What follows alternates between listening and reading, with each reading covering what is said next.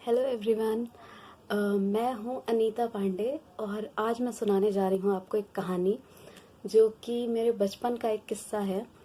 और उम्मीद है कि ये कहानी, ये छोटा सा किस्सा आपको आपके बचपन की याद दिलाएगा, या फिर आपके चेहरे पे एक स्माइल लाएगा। अगर आपके बचपन की याद नहीं भी दिलाता तो भी। तो हमारे घरों में अक्सर एक ऐसे भैया होते हैं या ऐसी दीदी होती हैं, हिटलर दीदी टाइप, जिनसे हमें अपने पेरेंट्स से भी ज़्यादा डर लगता है। अब तो खैर ये चीज़ें कम हैं क्योंकि जॉइंट फैमिलीज उतनी नहीं होती, बट पहले मुझे लगता है ये चीज़ें बड़ा ज़्यादा देखने को मिलती थी। तो ऐसे ही मेरे एक भैया हैं, मंटू भैया, जो कि मेरे कज़न हैं। और क्योंकि मैं जॉइंट फैमिली में रहती थी तो उनका बड़ा डर रहता था हमें। हम लोग तीसरी चौथी में, हम सारे मतलब मैं और मेरे भाई, मेरी एक दो और कज़न्स, और वो भैया 12th में। तो उनसे थोड़ा डर लगा रहता था। जब भी गुस्सा आते थे टेबल लर्न करने को दे देते थे, नहीं तो फिर कर्सिव राइटिंग वाली बुक्स होती थी, उसके 10 पेज भर के लिख के रखो। तो उनसे बड़ा डर लगता था। तो एक दिन क्या हुआ कि वो घर पर नहीं थे और हम 4 भाई बहन थे। मतलब उन बड़े भैया को छोड़ के, उन्हें हम अपना भाई नहीं काउंट करते थे। तो हम 4 छोटे, मतलब मेरी एज के 4 भाई बहन थे। 2 भाई और 2 बहनें। मैं, निधि दीदी, छोटी दीदी जिनका नाम था, जो कि मुझसे बड़ी थी पर उनका नाम छोटी था, और मेरे 2 भाई सर्वेश और अनुराग। तो हम चारों थे, जिसमें कि मेरी बहन का स्कूल जो होता था वो 12 बजे वाला शिफ्ट होता था, और हमारी उस दिन छुट्टी थी। तो एक दिन क्या हुआ कि मंटू भैया घर पर नहीं थे, और हम लोगों ने सोचा कि चलो भाई, आज तो ये घर पे नहीं है, आराम से पूरे दिन खेलेंगे मजे से। बस फिर क्या था, मैं, अनुराग, सर्वेश, हम तीनों छत पर गए। मेरी दोस्त थी सोनू, सामने वाले घर में रहती थी, उसे भी हमने बुला लिया। हिमांशु, उसका भाई जो कि मेरे भाई का दोस्त था, उसे भी बुला लिया। और हम 5 लोग हो गए छत पे खेलने वाले। ठीक है। तो हम छत पे गए। छत पे फैली हुई थी गेहूं धो के छत पे फैलाई जाती थी सुखाने के लिए। तो वो फैलाई गई थी और उसका ड्रम खाली था। तो अब कुछ नया गेम खेलने के बच्चों के अंदर हमेशा एक वो रहती है कि जिज्ञासा रहती है कि चलो कुछ नया खेलते हैं। तो उस दिन हमें एक ड्रम दिखा अपने सामने, जो कि हमारी हाइट से बड़ा था, लेकिन वेट में ज़्यादा भारी नहीं था। तो हमने सोचा कि चलो क्यों नहीं इसको ही एक नया खेल बनाते हैं।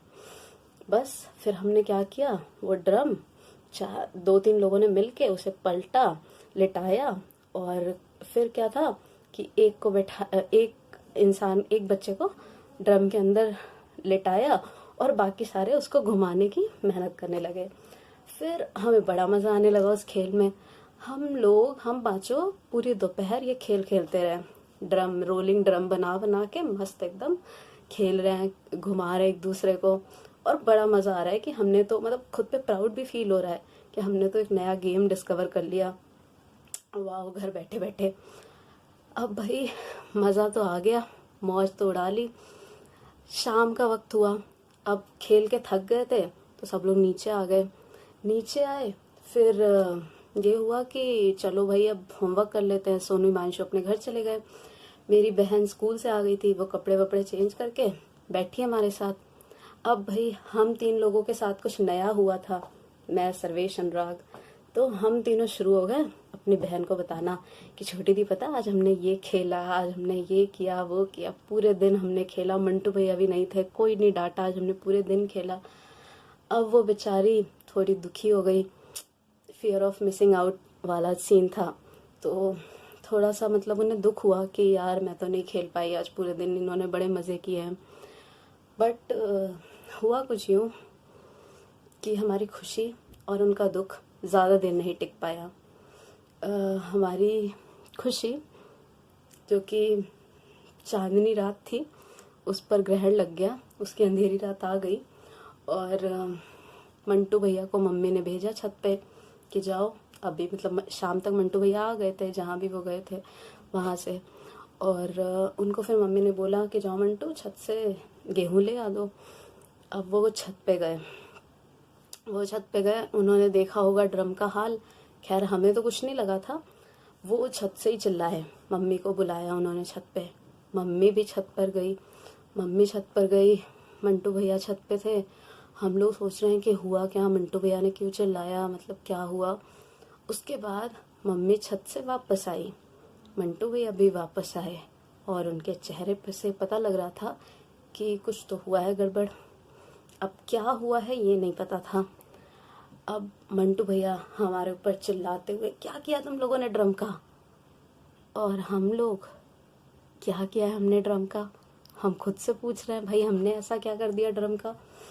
फिर पता लगा कि हम लोग, मतलब मैं मन में सोच रही हूँ कि क्या हुआ भाई, ड्रम तो मजबूत था, हम पांचों खेले हैं उसमें घुस घुस के, किसी को कुछ नहीं हुआ। बट हमें कुछ नहीं हुआ, पर ड्रम को तो हो सकता था। तो ड्रम को कुछ हो गया था। और ड्रम को हुआ यूँ था कि ड्रम का जो शेप था, क्योंकि हमने दिन भर उसे खूब घुमाया था, वो थोड़ा बहुत इधर उधर, थोड़ा बहुत नहीं मतलब ज़्यादा ही मुड़ गया था।